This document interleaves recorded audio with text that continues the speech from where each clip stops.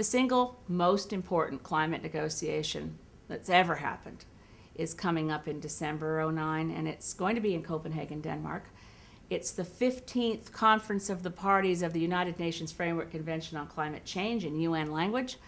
It's the last chance to negotiate to prevent runaway global warming. People watching this can click at other places of our website and find the big ask, a wonderful video that in 3 or 4 minutes explains what could happen with a runaway greenhouse effect. There's a point at which the buildup of greenhouse gases in our atmosphere will overtake our ability to do anything about it. We're not there yet. To make this work, we need citizen pressure.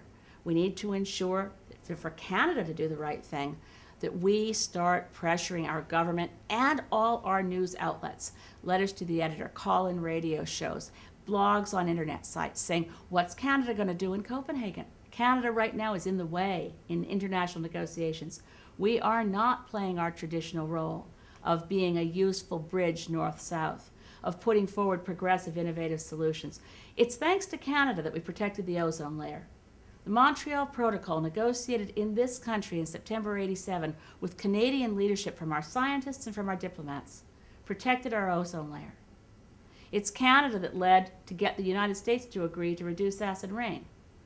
Canada was in the lead when we first negotiated the Framework Convention on Climate Change. Now that the Bush administration is gone, Canada's the worst country in the room in the negotiations.